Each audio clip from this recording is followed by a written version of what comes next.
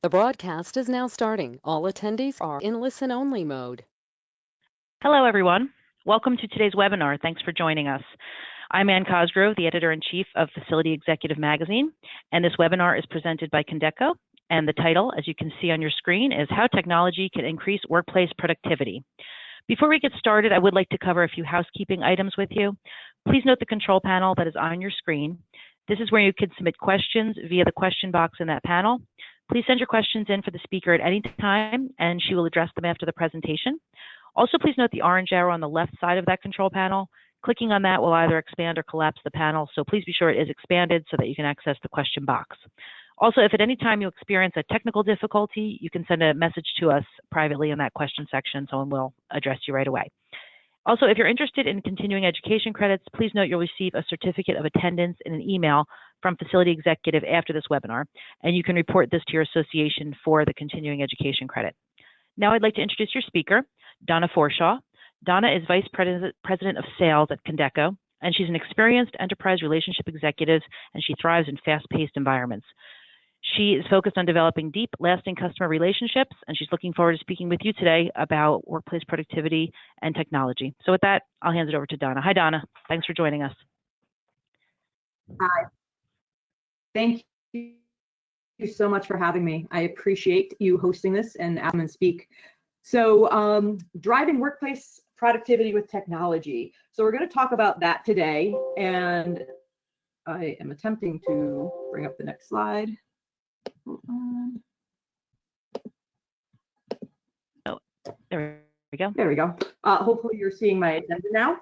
But before we jump into that, I just wanted to give you a little background about me and why it should matter what I say, right? So who am I? So I have been working in what people consider end user intensive software applications in one way or another for almost my entire career. If you count the bartending I did all through college, then it would be my entire career, because if anything's end user intensive and customers wanting to get your attention as much as possible and you making them happy, certainly bartending is high amongst that. But I started out doing training. So end user training, Microsoft, Excel, PowerPoint, all those things that people didn't always understand in the workplace as technology was evolving.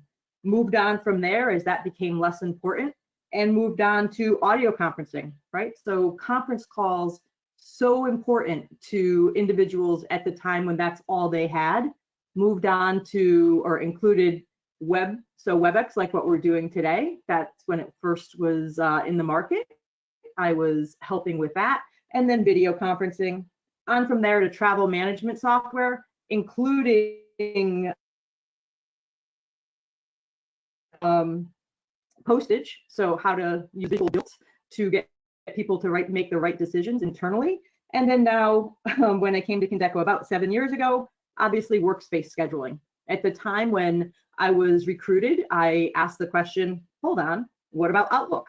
And just like every other question I had asked when I joined a corporation, it was, no, there's a better way to do it. We just have to use technology and help users along that journey. So back to the agenda. What's meant by productivity in the workplace? Then talking about bringing technology in that's going to aid the productivity into your office. Key trends that we're seeing as well as other people. And then finishing that off with questioning and answers. All right. So what does productivity in the workplace mean? So obviously, 37% of businesses globally see improving employee productivity as the greatest potential of the workplace. And so what's interesting to me about this is there's two words in here that are so important. And I doubt that if you had a conversation with 5 other people, you would be able to agree on what they really mean, right? So if we look at productivity, obviously it's old school reference is the ratio between output and inputs, and it's tied to efficiencies. But today, to try to marry an ROI to that becomes really very tricky, because there's so many other things that go into that, right? So it's employee experience, it's making their jobs easier. How do we do that? Obviously, we're going to talk about technology and what we think is going to help drive that productivity. But again, productivity and what it means is different to every different organization I talk to. They see it in a slightly different way. And then the workplace. Again, historically, workplace has been, I go into the office every day, I sit at my desk, I have a nice plant, I have a picture of my dogs, and that's where I sit and I do the majority of my work, whether I'm sitting there, often off in meeting rooms, etc. That's my workplace. But today, because of technology, nothing could be, further from the truth. That might be one place I work, but not surprisingly, I travel probably 70% of the time. So my workplace today is actually my home office. So I am sitting with a boot on my foot, had surgery last week, so I couldn't travel into an office today, but that doesn't mean I can't work. I also work in trains, planes, coffee shops, parking lots, co-working spaces, and home office. So those are just a few of the different workplaces that now we're trying to figure out the best way and the most efficient way to get technology in, and then also parity of that technology regardless of the workspace. So technology is bringing us great strides, but we're still running into some challenges when we're looking at parity between the different workspaces today. All right.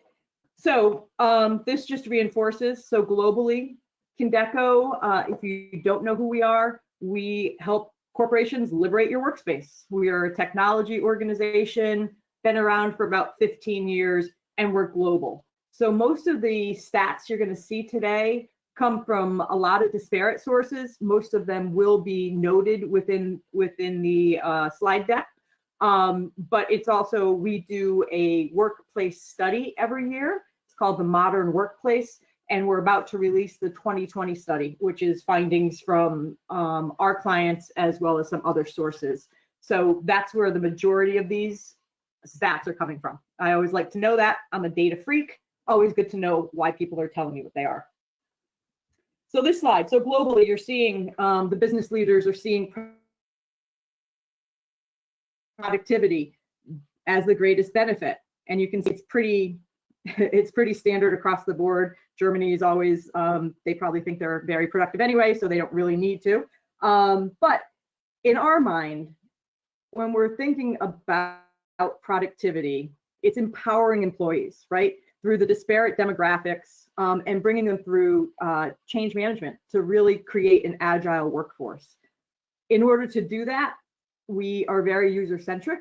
Listening and understanding what the needs are becomes very, very important. And what we're finding too is, although globally business leaders want this, they're having difficulty defining the ROI around it. So when you're thinking about what's the ROI about making your business more productive, old school, or if you're in manufacturing, I can make us more productive by being able to create more widgets. In most businesses, services organizations, et cetera, it's a little trickier because now my ROI is tied to an employee experience. So if I can help attract and retain better employees or more employees, and I make them more efficient, that absolutely ties to an ROI, but it's difficult to prove. A smaller footprint, because technology has now allowed us to work anywhere, like I do, that's easier to prove an ROI, but I still need to manage that employee experience. And then obviously a digital experience, right? So the technology that's going to remove any friction for those employees to get to their workspaces and any resources that are necessary for them. So looking at this slide, this is just, again, what we've seen. In the 1,000, we have probably about 2,500 clients, many in the Fortune 500, 100, definitely in the 1,000. But we talked to 400 global corporations, and this is where this slide comes from. And so 2/3 have plans to implement shared desk workspaces. I would say in the 7 years I've been at Kindeco, we've always done conference room scheduling, always been very, very important and really the bread and butter of what we do. But we've also done desk scheduling. So we're a UK-based company. And in the desk scheduling, shared desk workspaces, the rest of the world is ahead of the Americas. They've been doing this for a long time. I used to work for British Telecom probably 15 years ago, and we were sharing desks then. So it's been around. It's not a new concept, but being able to marry the technology to get that user experience, the experience, and drive efficiency is actually making it a much more recognized plan for people. All right. So flexible working, definitely a positive impact on productivity. If I can work where I am, and instead of having to go back to an office after a meeting, obviously that makes everything much easier for me. For people who are sharing jobs and duties, it makes a lot of sense. I live about 2.5 hours out in New York City. My office is in New York City. It's difficult for me to go in every day. I do when I need to, but the flexible working actually makes it so that I can maintain my job and a sense of normalcy. 85% of businesses transforming their physical workspace is important. And again, this goes back to that employer experience, the employee experience. We're at a time, which I'm sure most of you recognize, unemployment is very low. The talent pool we're looking for is limited. I have been looking for a pre-sales person for 6 weeks and struggling to find somebody. And I think everybody's in that same boat. So if businesses can be seen as technology forward, as we're looking to try and attract employees that are fresh out of college, that are using mobile 90% of the time, or even a little bit further along in their career, they're looking for a technology advanced corporation. All things being equal, they're going to lean towards that because that's just what they prefer. And then the search for a meeting space. It's crazy. I go into companies, really large companies that we all push from, do something with on a very regular basis. And the fact that their employees are still spending so much time, I just need a space to have a meeting, to do my job. It's mind-boggling, but it's true. So the technology is what helps drive that. It makes it easier for people to do their jobs, making them more productive, going back to our original statement. One of the other interesting things I came across in the recent days was, now as everything's coming together and we're building this technology in and we're making that more important. Sorry, I'm having difficulty moving my slides forward. There we go. I found that there's now a chief heart officer in some companies, right? So it's enough that we're seeing that bringing technology into your office is important, but the chief heart officer is something that's real because that employee experience is so integral to businesses these days. Everybody's seeing people stay for a year or two. Long gone are the days that people are at companies for 20 or 30 years, or they work at the same place for their entire careers. So part of the reason around this is the importance of the look and the feel of the workplace, which is why 85% of organizations are looking at that right now. All right. One of the other interesting things is bringing parity to the workplace with your home office. So if I was to say, I don't know if she can spell, Alexa, nope, she can't spell. She's in my office here in my home. So if I need to know what time it is in Singapore, which I often do in a global organization, I can ask her and she can tell me. If I'm working on budgets and I need to know what 30 times 85 is, I can ask her, she can tell me. I'll be sitting in my work office and I do it all the time and she's not there to tell me. So it's bringing parity into the office with what people have at home is another interesting struggle corporations are dealing with, because the prevalence of IoT devices, which we'll talk a little bit about later, is here. We're all using them personally, but how do we get them into the offices so we have that parity? Okay. Just a couple more stats for you. One of the other things we're seeing is the congregation of IT, facilities, real estate, and HR all coming together now.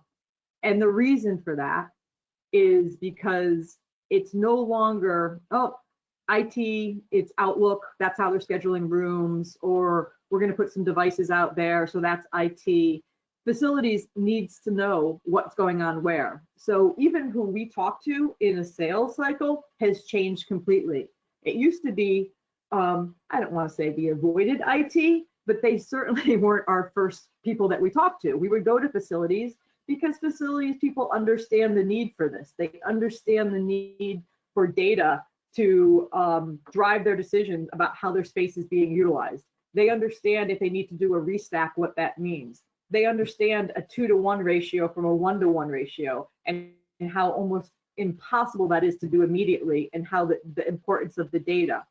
Real estate, obviously, also important because they're looking at the overall portfolio. And then HR. HR is coming into this now as well because of that importance of the employee experience and that chief heart officer, which it's an interesting concept that is just showing how important that experience is.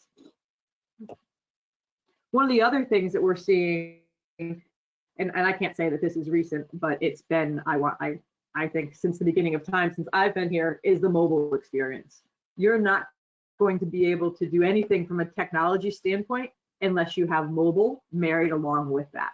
So mobile is becoming increasingly important as well. So if you are adding technologies that don't have a mobile application or a mobile enabled website with it, you're likely not going to be able to engage 100% of your staff.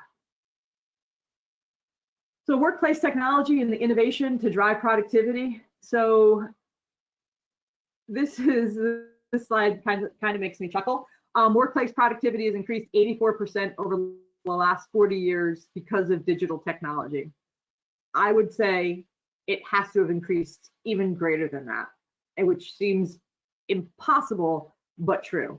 40 years ago, I was in high school, I want to say. Yeah, I was in high school. And you went to school, you went home, you carried a giant book bag. Your parents went to work, they came home, no laptops, nothing. They were there and they had a finite amount of time that they were working, and that was it. Technology has changed all that. There's no way I could work every place I do without technology. There's no way that you could measure and understand how your space is being utilized without technology. So some numbers for you. I hate reading slides. I'm hoping everybody on the presentation can read, but what we're looking at is how many users, this is us specifically, we have 6.5 million users daily using our technology, with 3.4 million meeting rooms booked and 93,000 desks managed on a daily basis. That's crazy. The reason we were able to do this and to scale is because a few years ago, we made the decision to move to a much more agile solution with the Microsoft Azure cloud. So we're completely now a SaaS solution where, we've removed the need for on-premise technology. The productivity has increased because, again, this is your users being able to find a room. And because of that, there's studies out there, and I'm sure you've all seen them, that approximately anywhere between 40 and 60% of your space goes unused. It is booked, but it's not used. And that's true whether it be any type of workspace. Meeting rooms is probably, or has historically been, the biggest offender, but now as people are booking workspaces, whether it's desks, huddle rooms, etc., that's becoming true as well. And data is the thing that helps you understand those numbers and change behavior. And then the impact. Obviously, you can see the great savings that can be recognized because the productivity increases and the technology being used in your workspace, right? So at Condeco, we do a lot of things to understand what's on the horizon, what's coming next. Obviously not the ability to push a button on my laptop, but we do things like hackathons, right? So we're doing hackathons, we bring people in and we ask them to help drive our roadmap. We talk to our clients. We, again, have some of the largest clients in the world, largest organizations in the world, but we also have some very small ones with very unique niche needs. And everybody's important because a user of technology is the user of technology. And as much as the users are very important to us, the back end responsibility or back end reporting and the ability to give data, and also for a client to be able to manage how that space is being used is equally important. So very user centric, but also making it so business rules can be followed, managed, and then data given out of that. And so bringing it all together, the way we've done this, and because of the Azure cloud, is you can see everything on the outside ring is what can be brought together from a simple reservation, right? So we do this through APIs. This isn't specific to Kindeco, but it's something that definitely people are looking at. So from a user, they can do it. They can make a reservation. They can use technology in all the ways they're used to, either at home or in a workplace. And some of it can be proactive and some of it can be reactive. The other thing we've done is we've started partnering with people, right? So instead of, again, Kindeco being a workspace scheduling organization, we recognize how important data is. So obviously we have reporting, but we've also built APIs so that can reach out to other people. So whether it's Microsoft BI, it's Tableau, and then you can use us as a single data source or bring in other data sources. We have a great partnership with ProxyClick, visitor management. So thinking about all those things that people are doing that is part of a bigger event, visitor management being one of them. You can either use a smaller tool like we have, or again, use APIs, additional technology. And we're seeing this happen a lot. So Sensor Corp companies, Relogix is a fantastic organization, as is VergeSense. So anything that's gonna help drive your data, we're trying to help. Instead of us thinking we can do it all, we know what we're very good at. We're gonna be the best we can be, and we put about 30% of our profits each year back into R&D to increase our innovation. But we're now working with other organizations who are the very best at what they do as well. So the Microsoft Azure cloud and cloud SaaS in general has helped drive all this innovation and technology, which is going to continue to see where we go in the future. So we have a case study, and it's actually on our website. And if you do ask for the slides afterwards, there will be a link to it. But Vodafone, most people recognize it. It's a fairly large organization.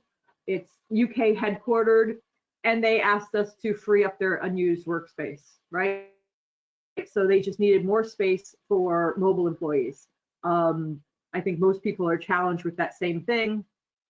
I may have, even my office, I think we have 40 people who can be in and out of there at any given time. We have 24 desks. So I book a desk whenever I'm going in there.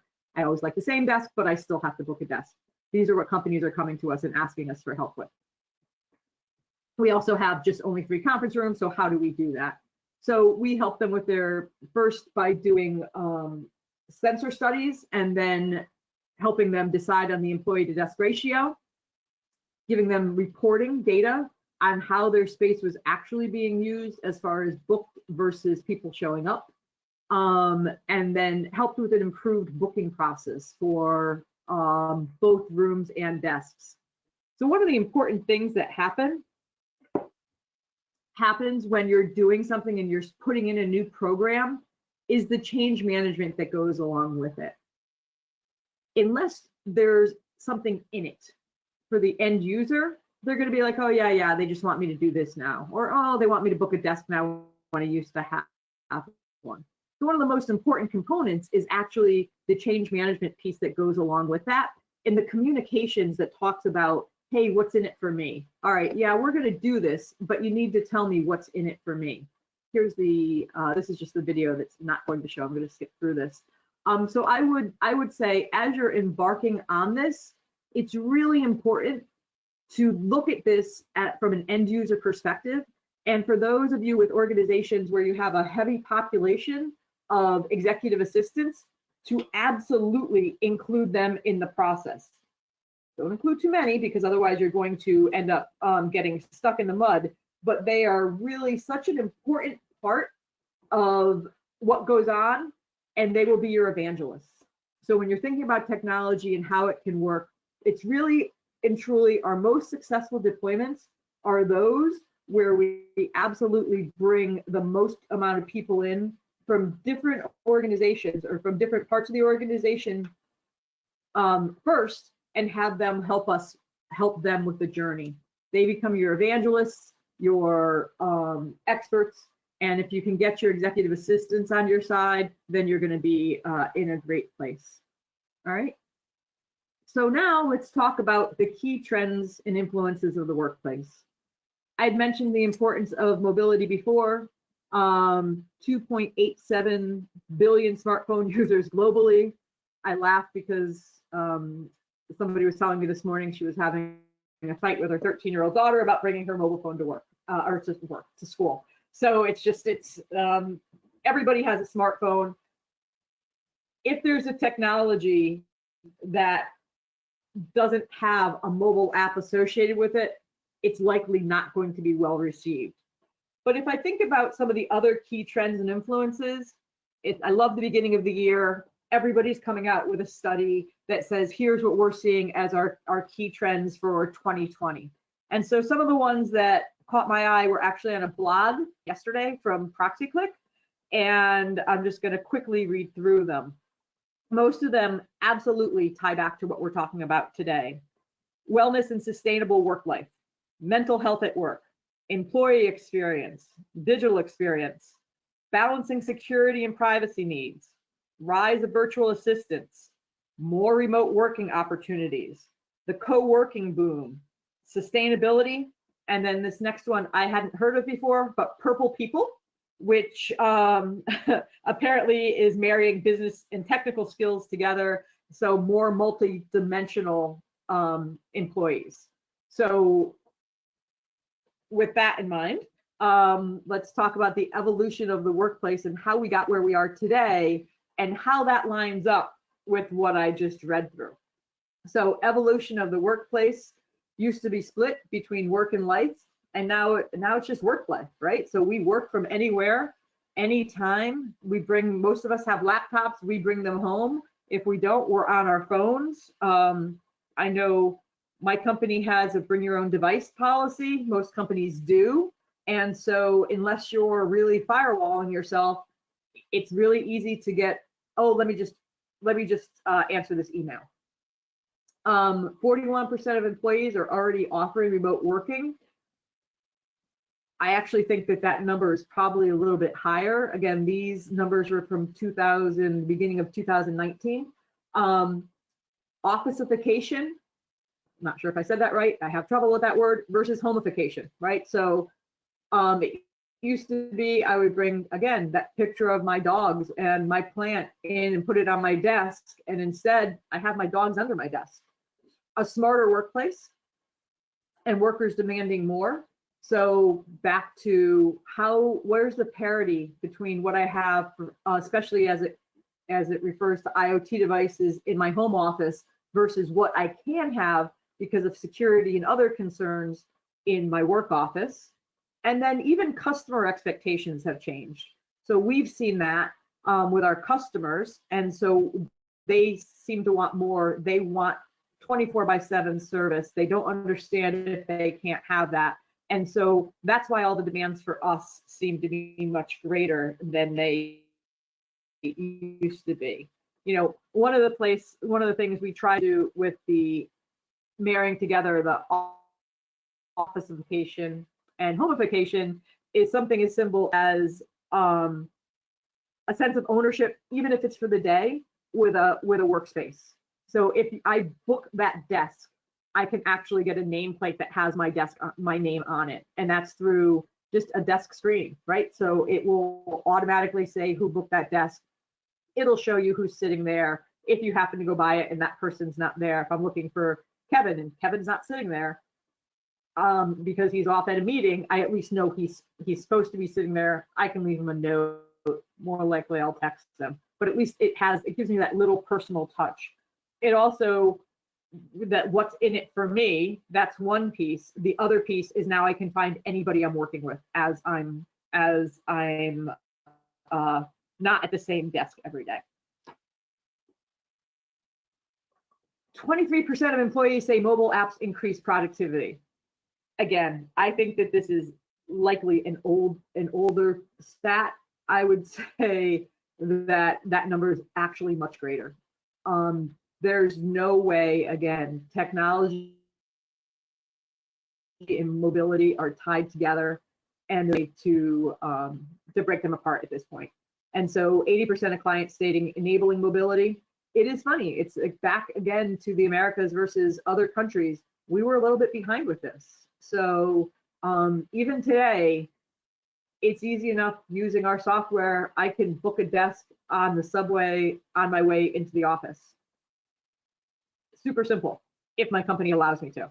It's just them, especially with the bring your own device, it's back to security and parity and what works where. So it's easy enough to say the technology exists, and as an employee, the technology exists. Why can't I do this? I can download it from an app store. How come I can't use it? So it's marrying together that security and what's the best way to go through and do that. One of the other concepts that we're looking at, and it's been around for a while. When marketing first put this to the slide deck for me, I kind of thought they were pumping, but I made it work. And so the linear economy, the one thing they did do was keep this as a single slide, which doesn't make sense. The linear economy, that should be a straight line, right? So this is how it used to be. We had something, we took a natural resource, we took it, we made something out of it, and then we threw it out.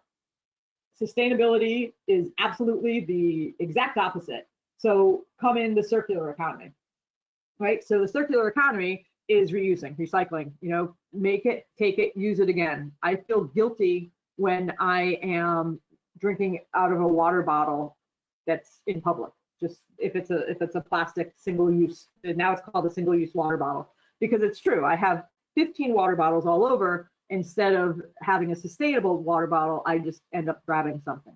But this is true in the workplace as well.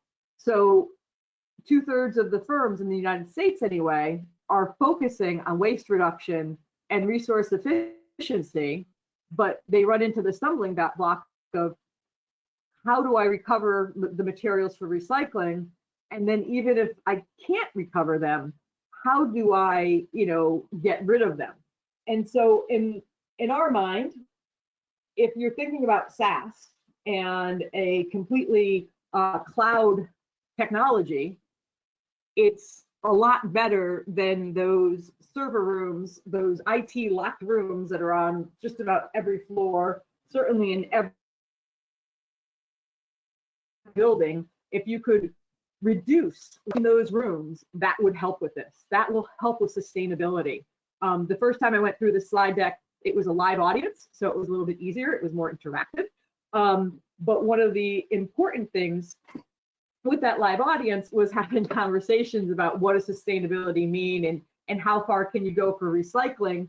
And we brought up the movie The Desk Set. So I am absolutely aging myself, although I was not alive when it was first released. It was released in 1957. It's an old Spencer Tracy, Katharine Hepburn movie. And it was when Spencer Tracy was a consultant brought in to automate a group of secretaries' jobs, or actually they were research analysts. And so they put in this computer, which was the entire size of of an office. It was a huge, and you haven't seen it. It's interesting. I tried to grab a screenshot to throw in this, but getting rid of that, you know, if you go down from where we were in 1957, and that was the future, to where we are now, 53 years later, wow, 63 years later, the strides we've made are incredible. Back to technology, an 84% increase in productivity. But with all of that said, there's still a lot of resources that we're not able to recycle. And so if the cloud is going to make it a little bit more sustainable for us because there's less recycling, then that's something that certainly should be part of facility managers, real estate people, anything that you're looking for as you're looking to be more green and report back of how you're increasing your sustainability. This is certainly something to think about. On to IoT and driving better productivity. So I am, so IoT. So when we think of that, when we think of most things, if you think back to your house and that ALEXA person, and I have cameras all over my house. So shocked that FedEx hasn't come. Usually if I'm doing a webinar, I go into the office because my 3 dogs likes to tell me when FedEx is here, but I can look at a camera that tells me who it is that's outside my house. So in my home office, I have a lot better technology. I can tell when somebody joins my network. I can tell, you know, I can ask a question that's instantly answered without going through the hardship of typing 3 words into Google. So all of that's available to me. But then how do I get that same parity in my office? And that has to do with really the provisioning of IoT within an office space and balancing that security and privacy, individuals' privacy. There are companies that want to be able to track where a person is at any given time in the building. It's great information for a company because I know that, hey, Donna's in sales and she's always over there with legal. Maybe if I'm doing a restack, I should put sales and legal closer together. Probably not, but maybe. So that's information that's very valuable to you. But Donna, as a person, is like, hold on, is that because they don't think I'm working? Is that, it's always something nefarious in individuals' minds. So privacy is a huge concern. But there's the ability out there with all of these IoT products of how it can drive our productivity. It's just, again, balancing the security, the message to the end users about how you're driving efficiencies and how those behaviors help you design your workspace of the future.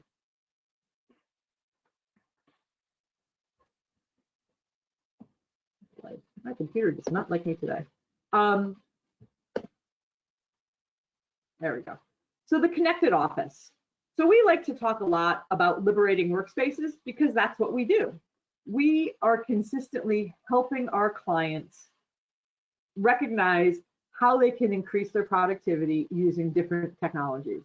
So whether it be space scheduling, meeting room, or desk booking, whether it's having digital technology on the back end of that so that they understand, hey, who's where, wayfinding to say, again, just another piece of digital technology, who's where, marrying in UC, whether it's video conferencing, Teams, etc. So that's also prevalent now and part of most meetings. Whether it's a vendor workflow, hey, I need something brought to where I am. Having the visitors who are coming to this meeting be welcomed and brought in.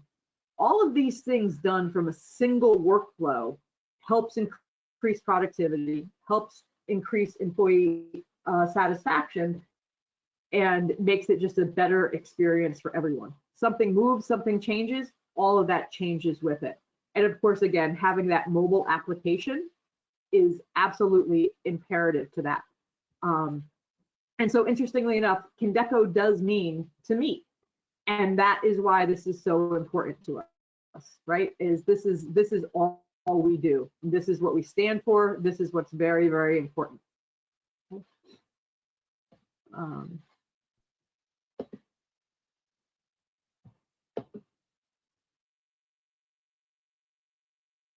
I swear I used to know how to use a mouse button. And then some additional things in here that we do with partners, the space analytics, IoT devices, whether they be sensors or something else, voice, people, data and ID, RFID badges, analytics, etc. And then finally, just to join that connected vision, a community of people wanting to swap old ways of working for newer and exciting ways. And I'm just going to take this whole build all the way there.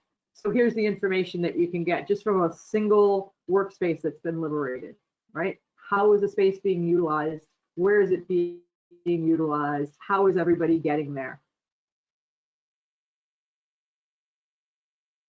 And then all of this is great, but really not that some insights into it. So I'm all about data. I've always been all about data. I love numbers. And to understand how to design the workspace of the futures, it's very important to understand what's going on in your space today, what technology you have, how is that technology being used?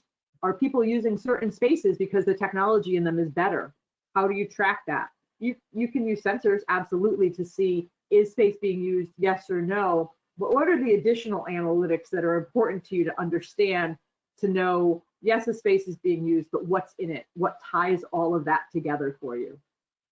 So the ability to create that reporting is one of our foundations, and to give you interactive analytics so that you can make some really valuable data-driven designs moving forward. So your usage rates, your occupancy rates, resource usage, whether that be something brought into the room or something that's in the room, how many people are showing up, are there different meeting room types, is it huddle rooms are becoming more and more prevalent everywhere. We're finding that less and less people are booking them. I kind of think that's a mistake, because then you get somebody like me who's loud in meetings all day, who goes into the office and just sits in a huddle room all day, and I'm using it as a private office. Making that a bookable resource, same day only from the resource itself, will help challenge people like me. And then here's some, what data do we track? What data don't we track? So employees or all consumers of digital technology, IoT, AR, VR, the mobile devices that are out there that allow us to work where and when we want to. So all of these are important components of you designing your office space of the future. This is an important quote that we put up in most of our slides when we're doing anything like this. And I'm just checking my time to make sure I'm not going over. But big data is becoming a differentiator for real estate professionals. It's true. People, another thing that's semi-cyclical in my mind, and again, the 7 years I've been in this space, is sensors used to be very, very important, kind of died off a little bit, and now it's becoming very, very important again, because people are really they need to understand their space. So it's all about the data. And if you're not getting data from however you're managing your space today, you're likely not going to be able to understand and decide what technology is important for designing your space of tomorrow. And then just because, again, my marketing team likes to play with me a little bit, this is when we don't only think about today, right? We're a forward-thinking organization, and my product people are always doing user studies, talking to users about what's important to them, looking at trends, all sorts of crazy things like that. And so, interestingly enough, my marketing people found this slide, and you're probably looking at it like, what? Where is she going with this one? But the world is looking a lot more vertical, right? If you look at the way people are reading newspapers, or the way we look at our phone, it makes me crazy. I'm not a huge social media fan, but it makes me crazy that if I'm on Instagram and I put my phone to the side, Instagram doesn't go to the side. Makes me crazy, completely vertical. So Samsung apparently has decided that they're going to create some vertical televisions to help with that. And so it's just one of those silly things that just when you think technology isn't going to surprise you, it may. So do I think this is important to any part of our conversation today? Not Not really, other than we don't know what the younger demographic is going to drive, what technology needs they're going to drive. So just be open-minded. Be open-minded, listen to them, let them talk to you, ask them what's important to them. Not everything can be done, but when it's technology related, it will absolutely help to attract, retain, and make that employee experience much richer, which will help all of you drive productivity in your organizations. So that's all I have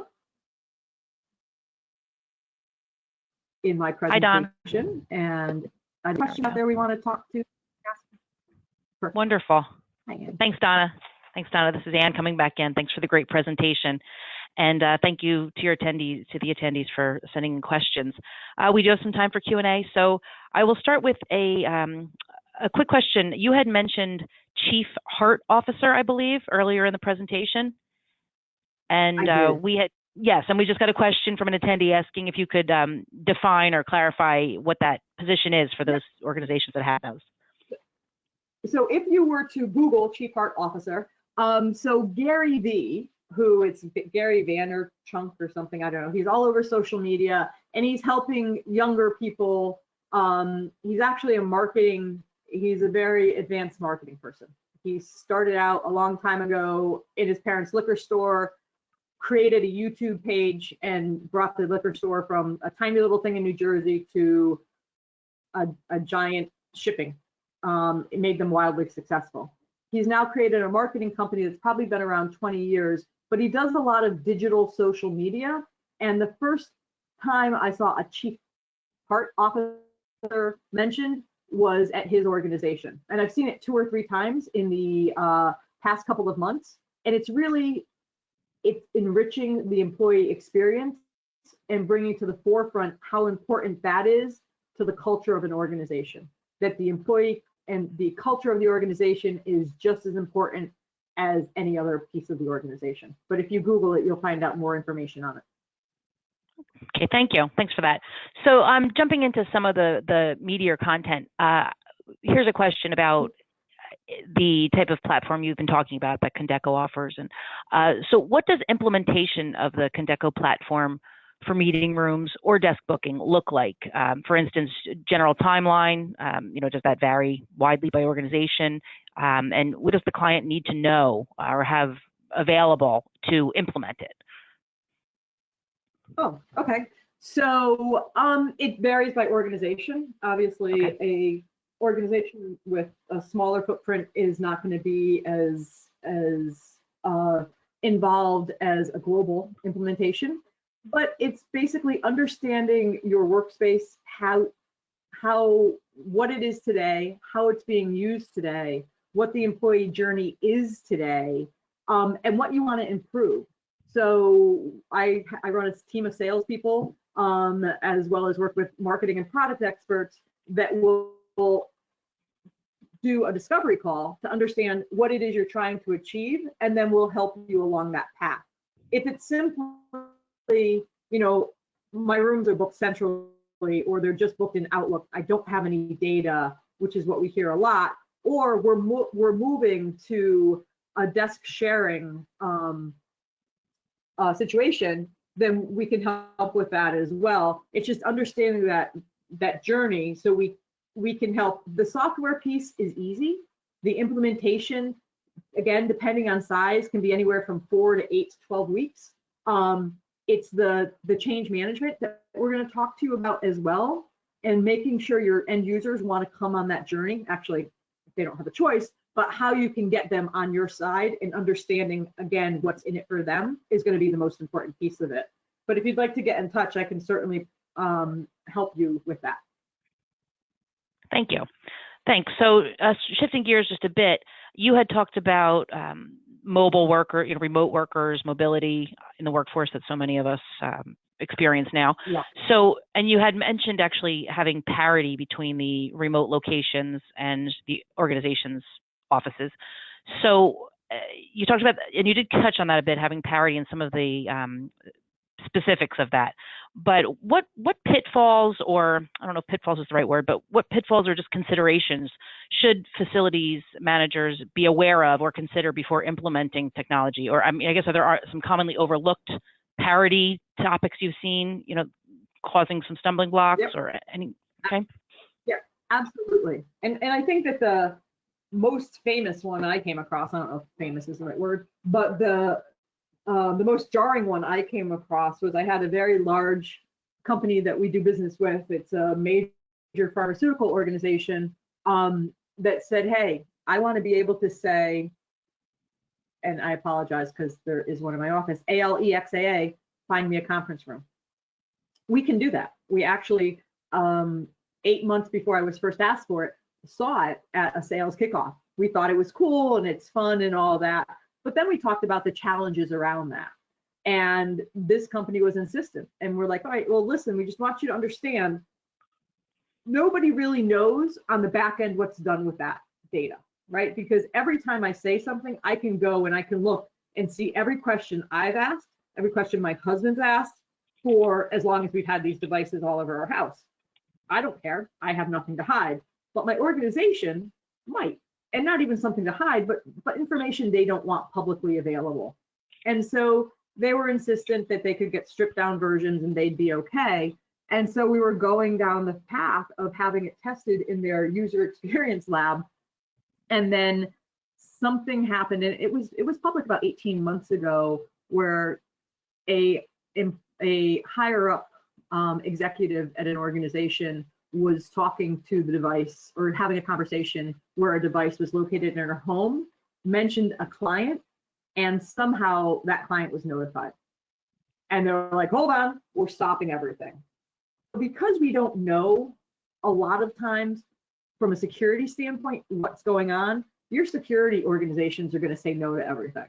And so it's really, there's importance in parity, but there's importance also in conversations. I understand why my IT guy will not let me plug this in my office.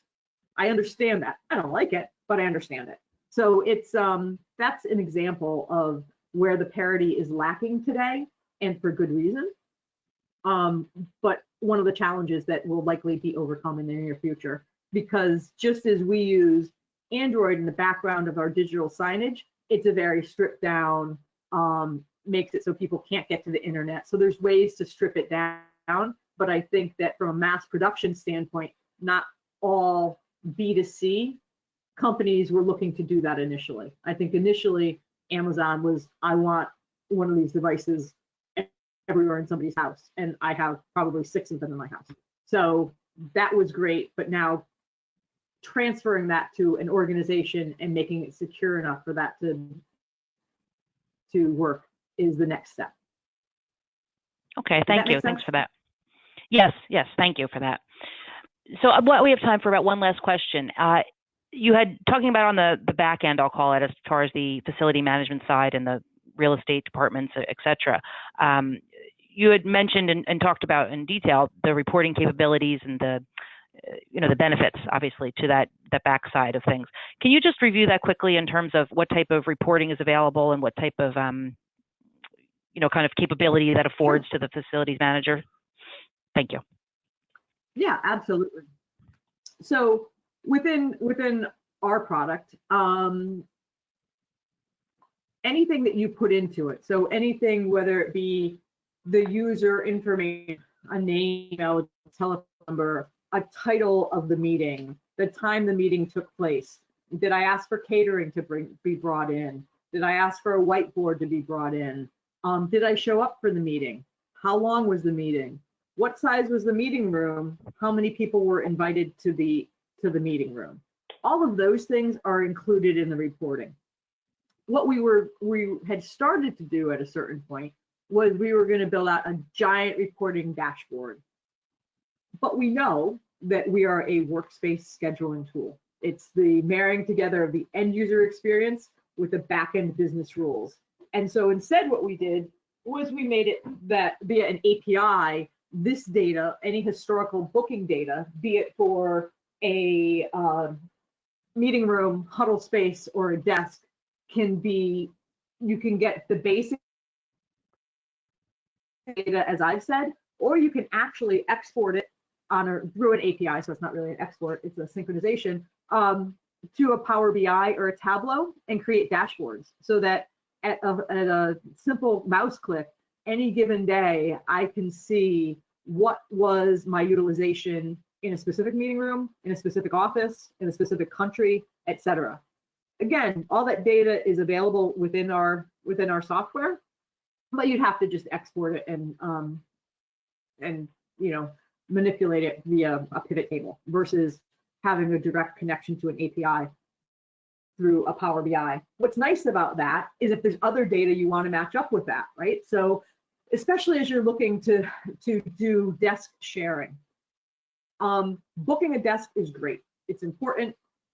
We believe that having a desk screen on it is important as well, both for the sense of ownership as well as removing the friction so that I can find somebody that I'm trying to work with, and I can do that via a mobile app or via a kiosk. A mobile app makes more sense in today's world.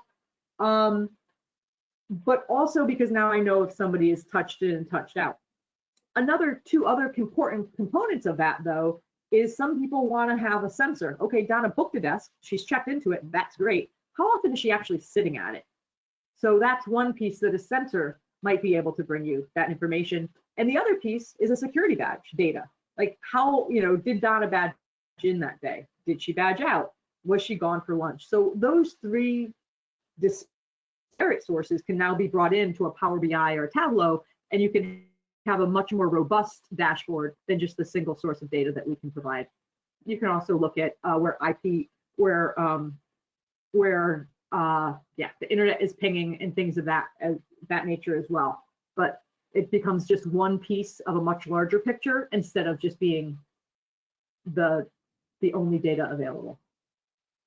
Okay, all right, thank you for expanding on that, I appreciate it. Okay, well, thank you, Donna. It looks like we're out of time, so thank you very much for your presentation today, I enjoyed it. Thank you very much for listening and attending. Thank you, and of course, thanks to our audience and for attending and listening in today and sending in your questions. We'd also like to thank Condeco for sponsoring this webinar. A recording of this presentation will be available online at facilityexecutive.com, as well as the Condeco website, and that's on your screen there, condecosoftware.com. Thanks, everyone. Have a great afternoon.